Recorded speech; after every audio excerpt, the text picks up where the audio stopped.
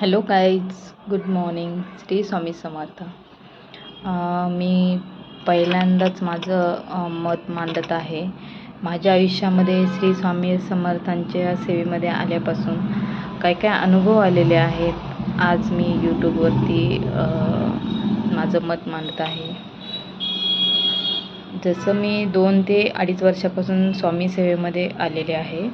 मला स्वामी सेवा करण्यासाठी माझ्या एका मैत्रिणीने सांगितलं की स्वामी समर्थांची सेवा केल्यानंतर आपल्याला अशा अशा पद्धतीने फलप्राप्ती होते.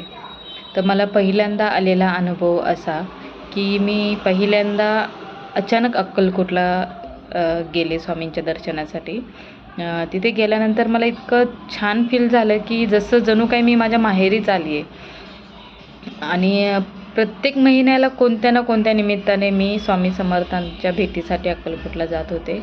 3ऱ्या भेटीमध्ये माझ्या आयुष्यामध्ये एक अशी काही घटना घडली की मी स्वामींकडे ती गोष्ट मागत होते, पण साक्षात स्वामींनी माझ्या स्वप्नात येऊन मला दर्शन दिलं. तरी पण मी ऐकलं नाही. मी माझा हट्ट पकडूनच ठेवला की नाही स्वामी, मला ती गोष्ट पाहिजे, माझी ती इच्छा पूर्णच झाली पाहिजे. 4थ्या खेटेमध्ये पुन्हा स्वामी माझ्या स्वप्नात आले.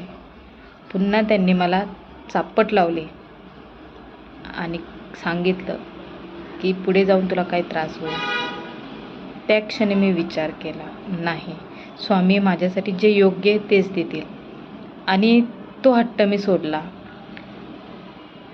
ती पहिली प्रचिती माझी. त्याच्यानंतर मी 2021पासनं सारखे आजारी असायचे. डिसेंबर 2024मध्ये मला कळालं की मला 3rd स्टेज कोलोन कॅन्सर आहे. ऑपरेशन झाल्यानंतर मला कळलं, पण ज्या टायमिंगला मला ऑपरेशन थिएटरमध्ये नेलं त्यावेळेस साक्षात मला असं फील होत होतं की स्वामी माझ्या बाजूला बसलेले आहेत आणि माझं सांत्वन करतात आहे की भिवू नकोस, मी तुझ्या पाठीशी आहे. मला ऑपरेशनचं काहीही वाटलं नाही. कसं झालं ऑपरेशन, काय झालं. 21 दिवसांनी मला टाके काढायला बोलवलं. त्यावेळेस डॉक्टरनी सांगितलं की तुम्हाला 3rd स्टेज कॅन्सर आहे, तुम्हाला केमो घ्यावा लागतील. माझ्या पायाखालची जमीन हादरली. मी ठरवलं मला केमो वगैरे घ्यायचं नाही आहे. आज दिनांक 31 ऑगस्ट 2025.